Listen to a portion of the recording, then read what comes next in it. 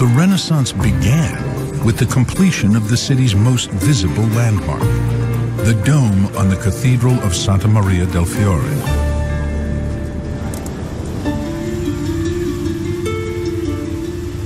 Built 60 years before Columbus sailed the Atlantic, without the use of modern machines or materials, the dome is still the largest of its kind in the world. It's an icon shrouded in mystery, because no one knows exactly how it was constructed. Certain features of the dome stand out. It's in the shape of a pointed arch, with 8 sides rising to a central point, topped by an enormous marble lantern. But there is more to it than meets the eye. The exterior tiles conceal walls containing over 4 million bricks. And what appears to be a single solid structure is actually 2 domes, one inside the other. The interior dome covers an open space nearly half the length of a football field, while the outer shell rises 10 stories atop cathedral walls, themselves 170 feet high. Questions about how the dome was built persist to this day. 6 centuries ago, how could builders work at such great heights? How could they know the 8 sides would meet in the center? And how did the steep brick walls hold together without collapsing? With the dome, Florence moves into an entirely different dimension. The dome becomes the hub of a new city, of a new world. This is so soaring, so daring, so confident, so absolute a structure. It's like a work of God.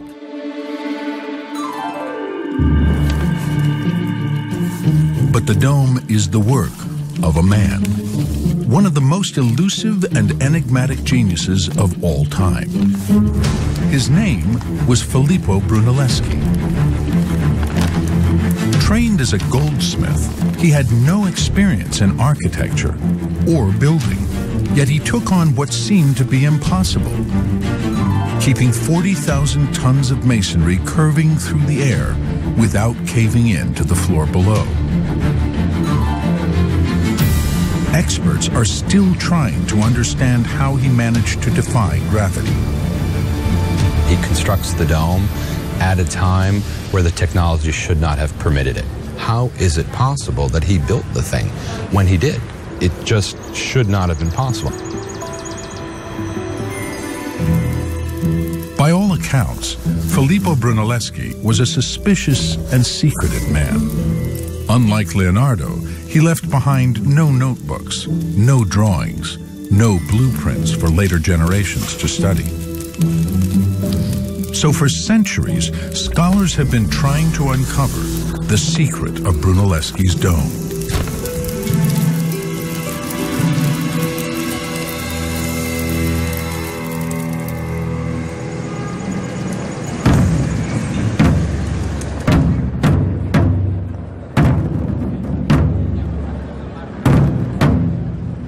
Brunelleschi is so revered in Florence, they hold a parade every year on the anniversary of his death.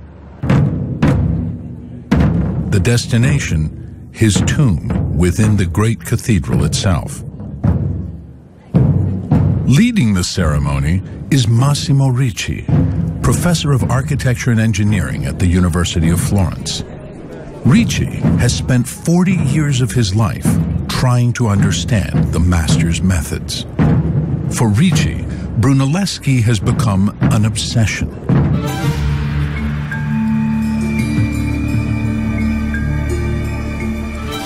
Lo studio della cupola.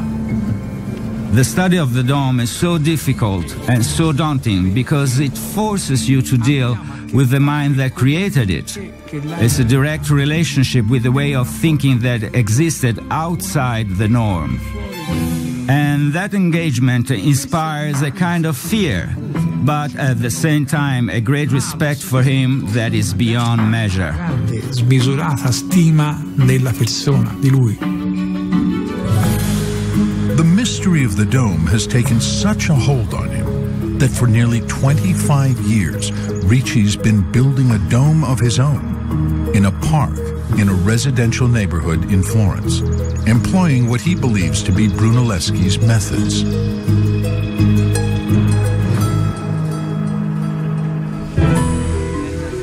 He began construction in 1989. Since then, the model has served as an open-air laboratory, with Ricci playing the role of Brunelleschi and crews of architecture students putting his ideas into effect. Ricci insists his approach is the only way to answer questions that have mystified scholars since the Renaissance. I was the only one who felt the need to build a model on such a grand scale to understand more deeply all the secrets hidden within the dome. Problematiche della cupola. Now, Ricci's experiment is at a crucial point in the process. With over 400 tons of masonry in place, the walls are beginning to bend inward. The pull of gravity is unrelenting, and the danger of collapse is very real. Soon, it could be too risky for students to continue the work. Per capire la cupola, To understand the dome, you have to go through the problems of the bricklayers. Whoever doesn't do this is going to make a big fool of themselves. delle grandi brutte figure. Cenzo, te devi spostarti un po' qua. Basta. In the Renaissance, there were no lasers, computer-animated models, or detailed blueprints to guide the process. Builders relied on ropes to control the progress of the work. Ricci is convinced that the secret to the dome has something to do with a special way Brunelleschi used rope lines to establish how each brick should fit into place. No, Troppa? No, no. Ricci's dome is 1/5 the size of Brunelleschi's, but still huge. Large enough, he hopes, to prove his theory of the secret of the dome correct. I think oftentimes when you have an artist whose personality remains as vague as Brunelleschi's, inevitably what scholars do is to almost assume the role of the artist. What you're trying to do is to put yourself into the mind of the architect. Trying to find the secret of the dome is trying to find the secret of Brunelleschi. The search for that secret begins in the years just before the Renaissance. At the dawn of the 14th century, a kind of medieval arms race is raging between Florence and other emerging city-states like Siena and Pisa, each trying to outdo the other by building bigger and bigger cathedrals. Florentines are very creative people. They're also very competitive people.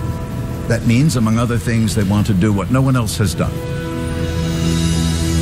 And they decided that other cities in Tuscany, other cities in Italy had grander temples than they did. And so they wanted to compete with them, and more especially, they wanted to outdo them. In 1293, the city leaders of Florence form a committee to oversee the construction of a new cathedral. They want theirs to be different from any other. Florentines dislike the look of the Gothic cathedrals that have been spreading across Europe for over 100 years. They consider them too cluttered, with their walls propped up by flying buttresses and their many tall, pointed spires.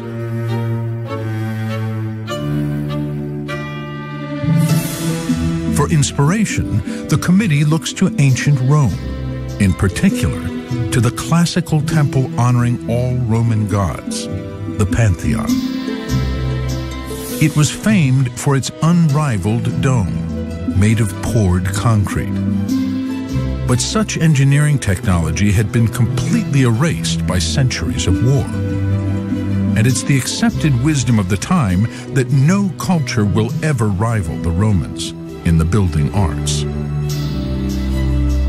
Florence is determined to surpass all architectural glories, past and present. Through the 1300s, the Cathedral Committee's vision for Santa Maria del Fiore keeps expanding. Longer, wider, higher. Eventually, the committee's reach begins to exceed its grasp. They were really presenting themselves with a serious problem, because in enlarging the church, what they're also enlarging is the crossing area of the church, right? Essentially where the two arms would intersect. Like many cathedrals, Santa Maria del Fiore is in the shape of a cross. The larger the church, the larger the area over the altar place needed to be covered by the dome. They eventually create a crossing space which measured 143 feet 6 inches across. Today, in the 21st century, it would be difficult for us to cover, to roof such a vast space. In the 14th and 15th centuries, theoretically, it should have been impossible. A mural depicting the cathedral years before the dome was begun shows what the committee had in mind: an enormous pointed dome with 8 sides meeting at the top. There's no question it's going to be spectacular. There's just one catch. No one knows how they're going to build it. What was so challenging about building a dome on this cathedral? After all, a dome is nothing more than an arch rotated 360 degrees. And by 1300, Gothic cathedrals had been using arches and vaulting for over 100 years. How did they do it? Medieval technology relies on wooden frameworks to hold the masonry until the final piece is put in place. The 2 sides pushing against each other allow the structure to stand on its own. This method is known as centering. In the Middle Ages, if we're building a vault, okay, we build that wooden framework, we put our blocks, our bricks on top of it, we wait for the masonry to dry, then we make the sign of the cross, pull the wooden framework away and run like hell, because the failure rate on most of these vaults was about 50%. But this technology would not work in the Florence Cathedral. The problem with the wooden centering for Santa Maria del Fiore was that it was going to be unprecedented in scale if they built it. It would have been enormously expensive. The area beneath the dome is so high and so wide, just building the wooden framework to support the masonry would have taken hundreds of trees, years of construction, and huge amounts of money. Unless someone, someday, invents a way to keep curving walls in place as they rise, the dome will never be built. I mean, for me, the most extraordinary thing about the construction of the cathedral is undertaking a project that you knew fully well you did not have the technology to complete. By the time Filippo Brunelleschi is born, the cathedral has already been under construction for 80 years, with no solution in sight to the problem of the dome. Brunelleschi spends his youth being trained not as an architect or stonemason, but in a trade that continues to flourish in Florence to this day: precious metals. It's a path followed in later years by many artists, including Donatello and Leonardo da Vinci. He began in the workshop when he was 14 years old, his father's friend's workshop. He apprenticed until he was 17 or 18, and he learned all the techniques typical of the Florentine tradition. To us in the 21st century, that may seem a slightly odd way to get your start in architecture. But in fact, you could have had no better training in the 15th century to become an architect or a sculptor or the designer of any sort. They worked with gold, they worked with silver. They used their minds as well as their hands. They had to figure out how to make things work both practically and also aesthetically.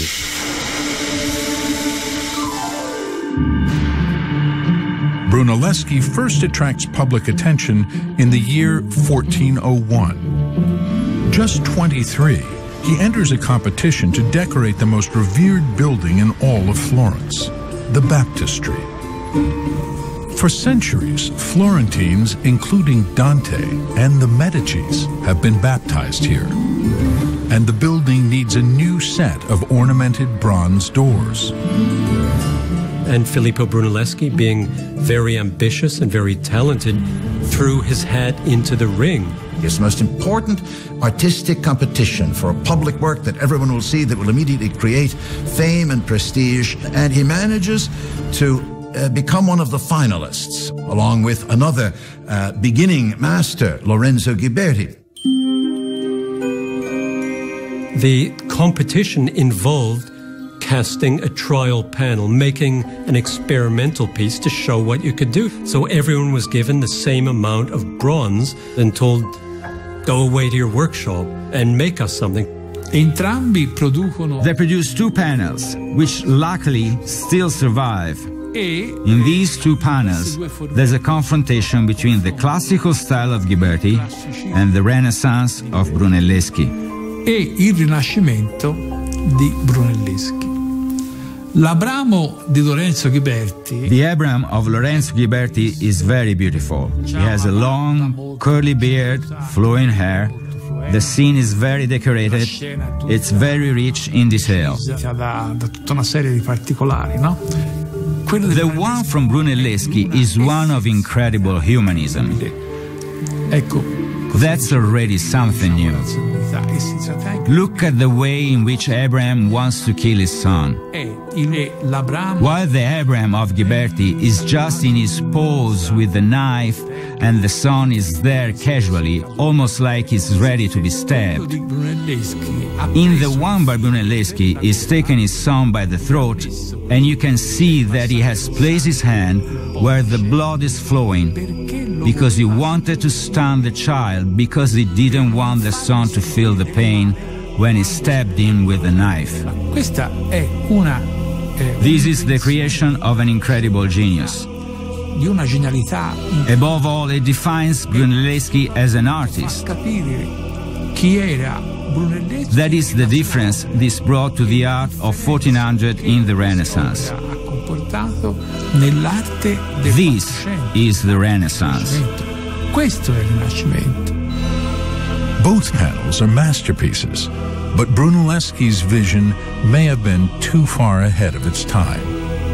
The commission goes to Lorenzo Ghiberti.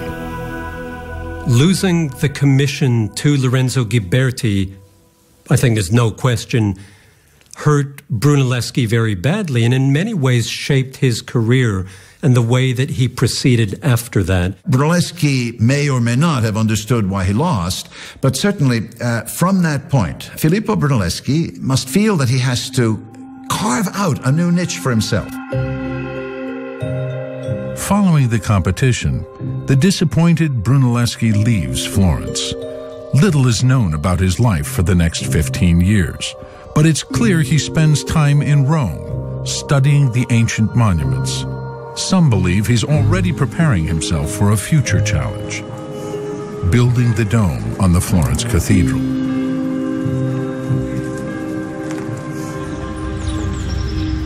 Here in the nearby park, Massimo Ricci's dome is at a critical point. He and his helpers are preparing for its biggest test yet. With the walls increasing in height, Ricci is concerned about having his students continue the work.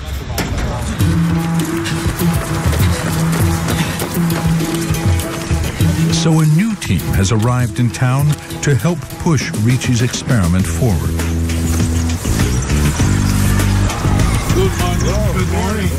They are all master bricklayers from the United States. Nice to meet you, sir. Dave Wysocki. Don Hunt, nice to meet you. I think we're starting here. They're members of the International Masonry Institute, an organization that trains workers in the craft of bricklaying. 1/4 inch. 1/2 inch. However many millimeters it is. No inches here. No, it's millimeters. Yeah, sorry. Each one has more than 20 years on the job. not in Florence for the food or the works of art. They are here to lay some brick. There you go, perfect. The bricklayers understand the basic structure of Brunelleschi's plan.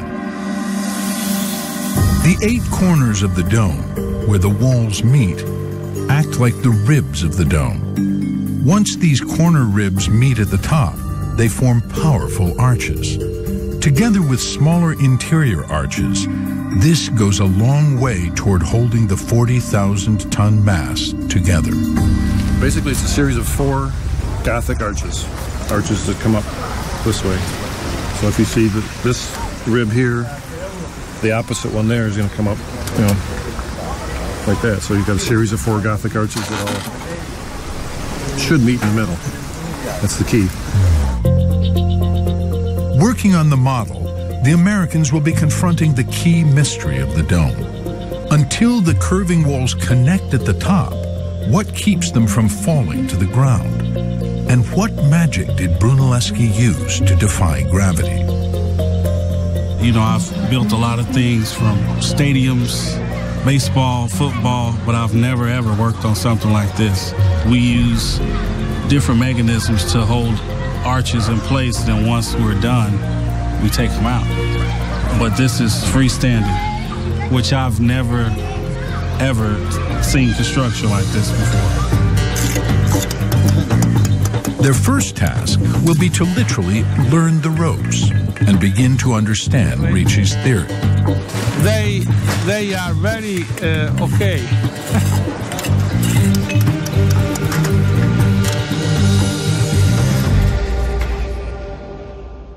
By 1418, more than 100 years after work had begun, the enormous cathedral is almost complete. It's bigger than any other in the world. But without a dome, it is in danger of becoming the world's largest joke. It's clear the people of the city were worried about this problem. All the Florentines were talking about it. They knew very well that they risked looking bad in front of their rivals. They realize that building has got to the point where they cannot put off any longer how they're going to build this. And so they put forth a competition saying that whoever has any ideas about how on earth we can do this, we're open. It's sort of answers on a postcard, please. They didn't have any idea what they were going to do. Non sapevano che pesci prendere. Proposals for the dome come pouring into the committee, but they all share a fatal flaw. They depend on using wooden framework to keep the bricks in place during construction. Only one candidate promises to build a freestanding, self-sustaining dome: Filippo Brunelleschi. He tells the committee he has figured out a way for the dome to stand on its own, even as it is curving inward. The financial advantage of that must have been extraordinary, but the skepticism was probably even greater, in the sense that how could that be possible? What will prevent that structure from simply sliding out and caving in as we're building it? But there's a problem. The 41-year-old Brunelleschi has never built anything. When they get to that final piece, I mean, this is really the climax of the entire 2-century construction history of the church. Who is this man working in jewelry who now steps forward and says, look, I have the credentials, I have the know-how, I have the inspiration to actually design the structure? And would you have trusted him? I mean, I would not have. Perhaps Brunelleschi's supreme self-confidence impresses the committee because he clearly does not have all of the problems worked out in advance. I think that Brunelleschi had a very clear idea of how to build that dome, but realized that there were certain construction details that he could only figure out as the work was in progress.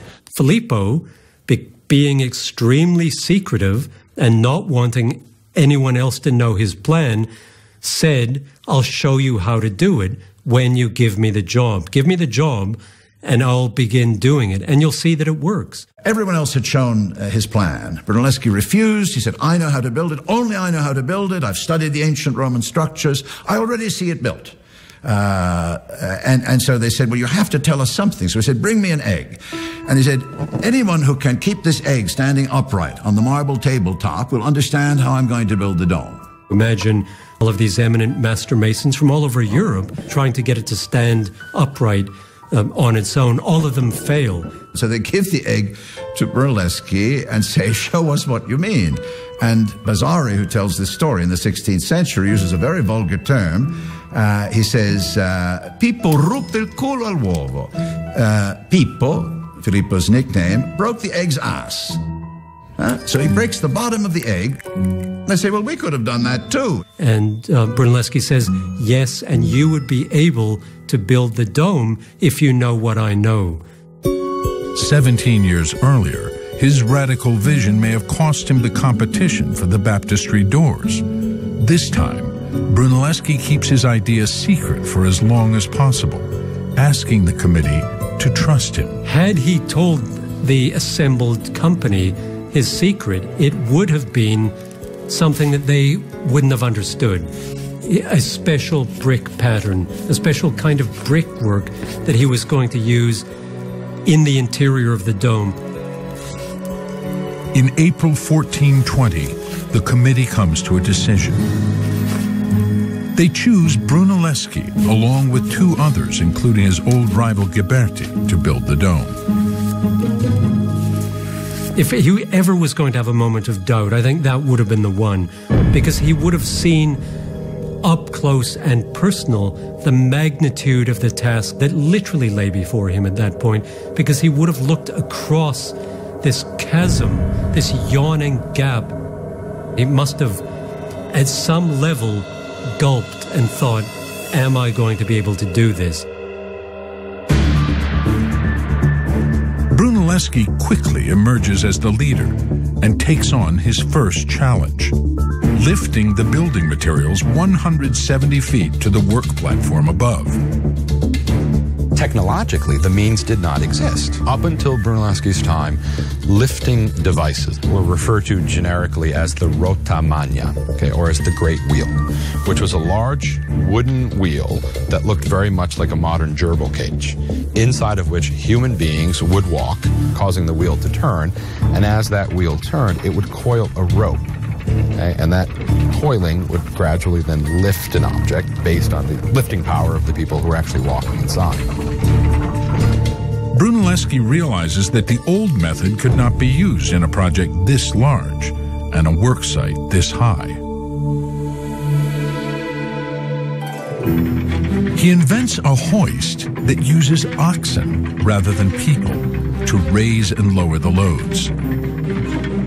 This is really Brunelleschi as the engineer, Brunelleschi as the inventor. They're turning a wheel that would turn a vertical shaft, and it in turn would have a series of cogged wheels that would then interlock with other cogged wheels. And so as the oxen are moving in one direction, they could of course lift weight upward, But more importantly, Brunelleschi realized we're not going to have to only lift weights up, we're going to have to lower those weights as well. And so he introduces what is the first ever reverse gear in history.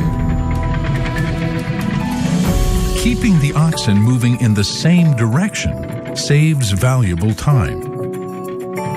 The hoist raises or lowers material depending on which of two horizontal wheels locks into a vertical wheel on the drum holding the rope.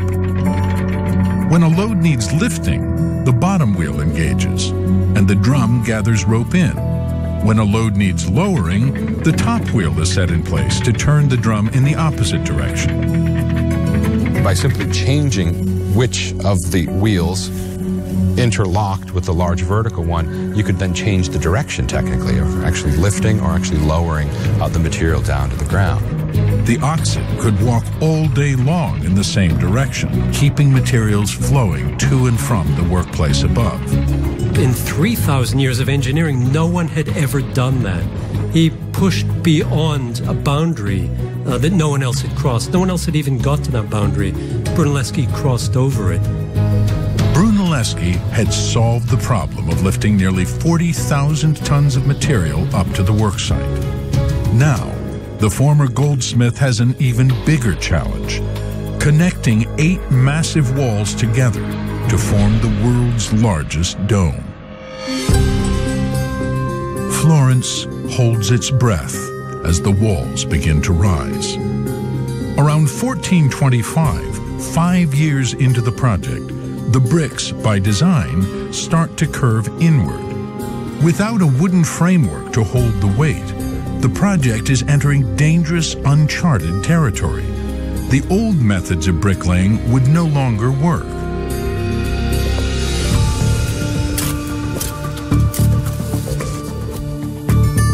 Most walls are built by simply laying bricks along straight lines, one after another, layer upon layer.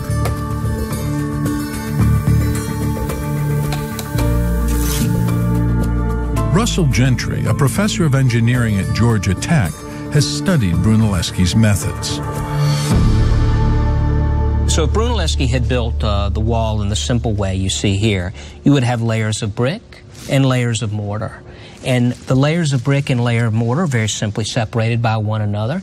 And the layers of mortar represent planes of weakness through the wall. What we see here is that the wall is leaning in. Gravity is pulling it in towards me.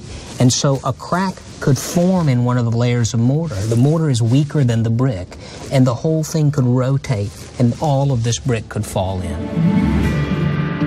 The time had come for Brunelleschi to share part of his secret plan with the world. That's the point in the building where support of some sort was always needed. And Brunelleschi had to begin using this special pattern of laying bricks that he himself seems to have invented. In Brunelleschi's new design, horizontal bricks are interrupted by others set vertically. Instead of continuing in one straight line, the bricks zigzag. In the area between the two domes, that pattern is visible today, but only in small patches that remain unplastered. In Italian, the design is called spina pesce, spine of the fish. English speakers call it herringbone.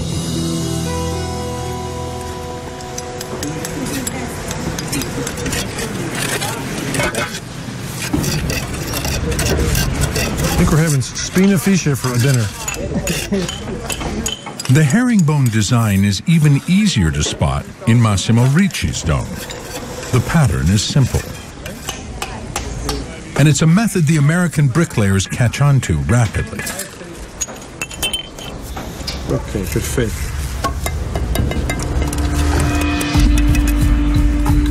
They lay the vertical bricks first.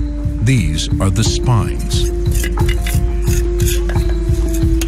Once the spines are set, the horizontal bricks are then wedged in between the spines, row after row. In all their years of working, the Americans have never seen bricks laid quite this way. It's completely different. Techniques are definitely way different than what we're used to. This system is pretty amazing, really. The vertical bricks in the spina pesce pattern block the mortar's planes of weakness. This prevents large sections of wall from separating or shearing and tumbling to the ground. If everything was laid horizontally and you just brought it in slowly each time, you would always have a shear point, a shear plane where that could slide off. Where here, you don't have any single shear point anywhere. It's all tied together a million times.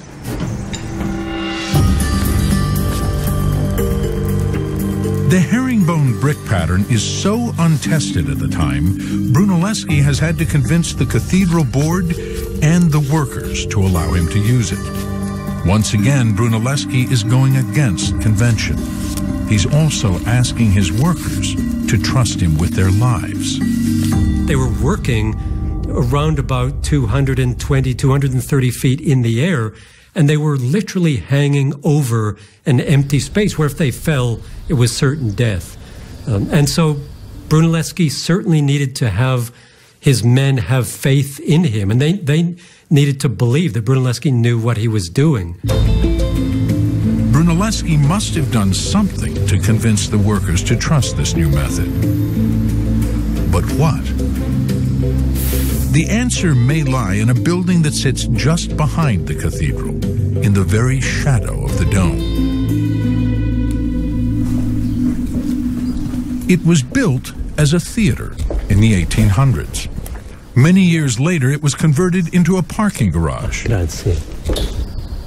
While renovations were going on to build a new wing of the Cathedral Museum, archaeologists dug out centuries of landfill and discovered buried treasure. What now appears to be a hole in the ground would have been a freestanding structure in the 15th century, the remains of a dome, perhaps left there by Brunelleschi himself. Professor Francesco Guerrieri of the University of Florence is overseeing the discovery. Ecco qua, questa è la famosa cupolina. Here it is. This is the famous little dome. It was discovered in November 2012 and it surprised the world of architecture. Tutto il mondo della cultura architettonica. The top has been lost to time, but the inward curve of the walls remains. The little dome's base is constructed of sandstone. The brickwork only begins a third of the way up the wall. This proportion mirrors exactly the design of the cathedral dome. And the brickwork is done in a herringbone pattern. I was immediately excited about it because having recognized the presence of the herringbone, I immediately connected it to Brunelleschi's technique. Alla tecnica brunelleschiana. And do you think Brunelleschi stood here and said, this is how I'm going to do it, this is the secret to building the dome? È molto probabile, molto ragionevole. Yes, it's very probable that during the construction, Brunelleschi was here to demonstrate the use of the herringbone method. Un po' la tecnologia della spina pesce. Yes, I think this is the model.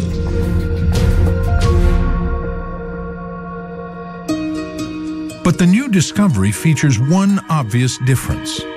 It's round, while the cathedral dome appears to have 8 individual walls. But appearances can be deceiving. Brunelleschi uses the spina pesce pattern to create a dome that looks like an octagon, but is actually one continuous spiral.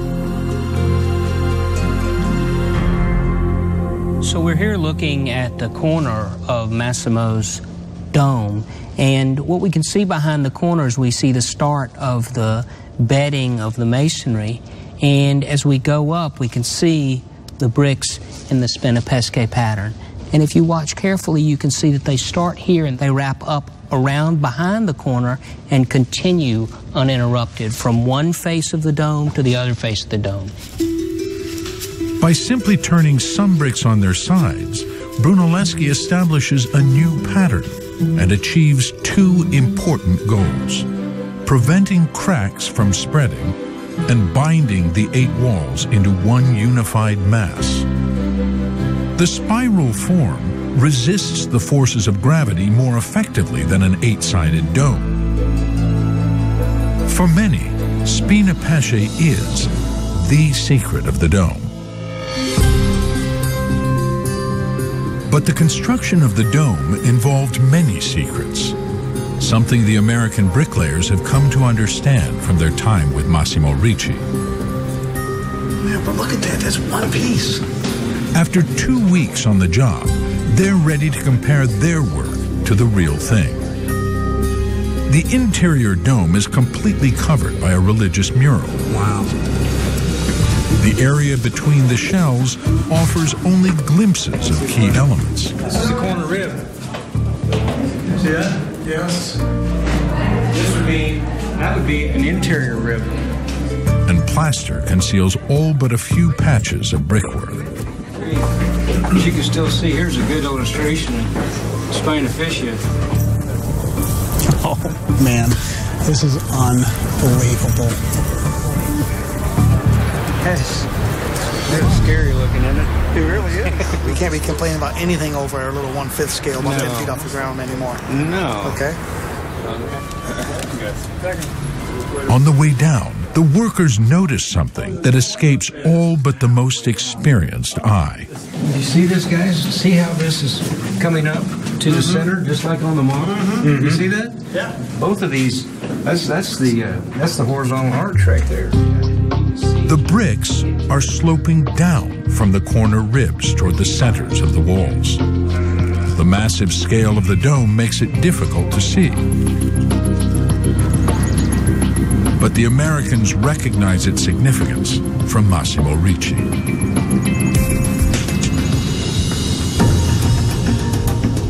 The important feature barely visible in Brunelleschi's dome becomes clear in Ricci's model.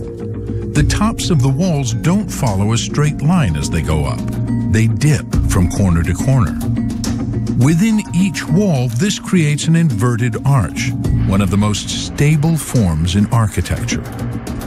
These arches, combined with the spina pesce pattern, keep the bricks firmly in place, directing the weight of the masonry downward through the walls, preventing them from collapsing inward. It's an ingenious design, and Ricci struggled for years to figure out how Brunelleschi made it work, and how he ensured that the walls all met perfectly at the top, nearly 300 feet above the ground. Ricci was sure the answer lay in one of the primary building technologies of the time: rope lines, which Renaissance builders used to guide their work. If Ricci could figure out how Brunelleschi set up his ropes, he could unveil one of the dome's most overlooked secrets. He knew the guide ropes must have been attached to a large platform built into the base of the dome. But in what pattern? I had to figure it out myself because Brunelleschi didn't write anything down and he didn't leave anything behind. Niente. Ricci sketched out hundreds of possible designs, trying to unlock Brunelleschi's secret. Then he heard about a 600-year-old document stored in the Florentine State Archives. It's a drawing done on parchment about 5 years after work on the dome began. It's the only surviving eyewitness sketch of the dome's construction, and it's a scathing criticism of Brunelleschi's methods.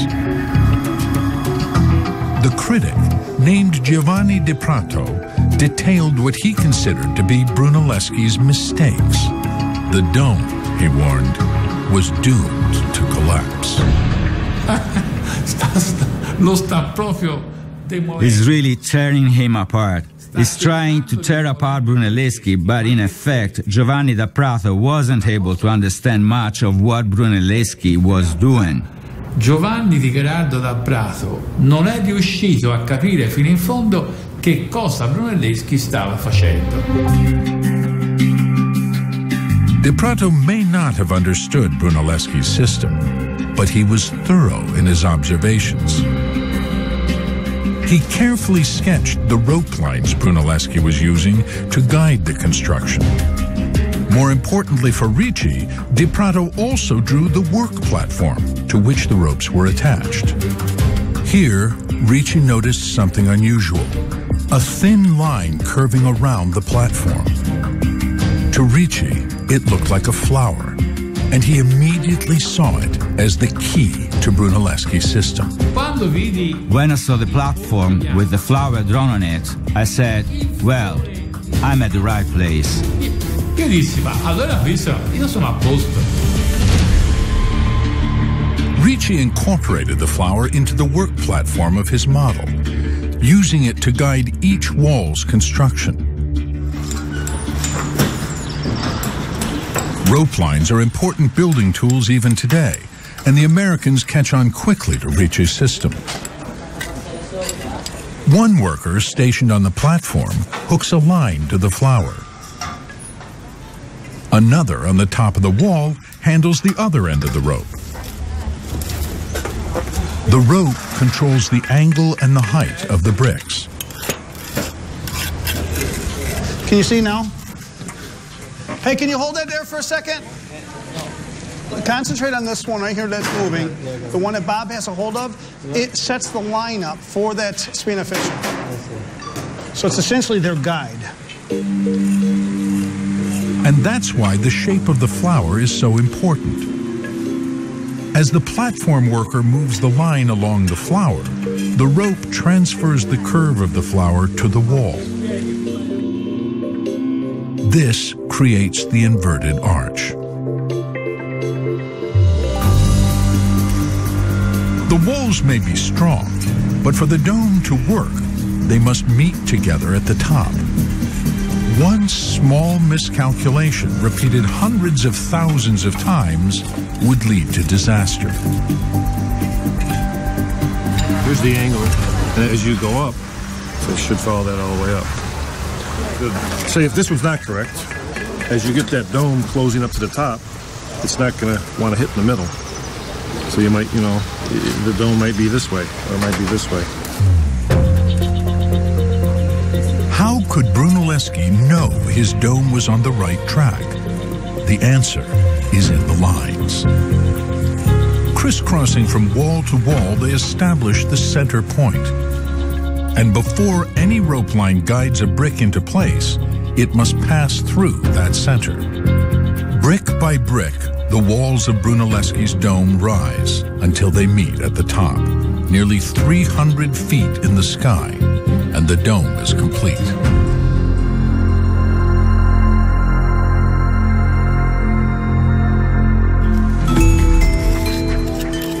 For Ricci, the ropes guiding the bricks provide the real key to the mystery of the dome. E quindi I can say with the utmost certainty, this is the true secret of Santa Maria del Fiore. essere il vero segreto di Santa Maria del Fiore. After 2 weeks of working on Ricci's dome, the Americans seemed convinced by his experiment. This must be the way they have done it. Without putting a support underneath there, this would be the only way that it makes sense. It's the flower, and it's the herringbone pattern. Those are the two things that solve the puzzle. You wouldn't be able to build a dome like that without those control measures.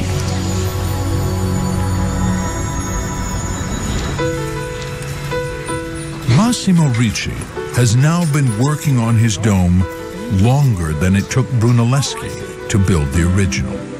His model will remain an open laboratory for those studying Brunelleschi's methods, and as an argument for the importance of the flower. It's possible that Ricci, unlike his hero, will never see his work finished.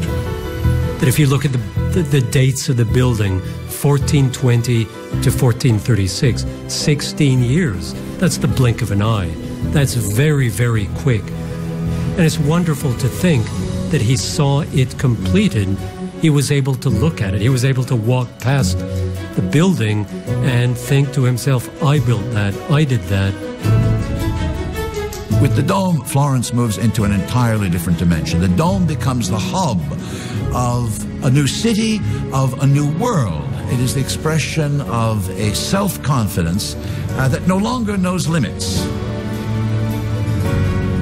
People need works that can speak to them of their own capacity to dream. Brunelleschi's dome is perhaps the biggest of those works in the history of world art.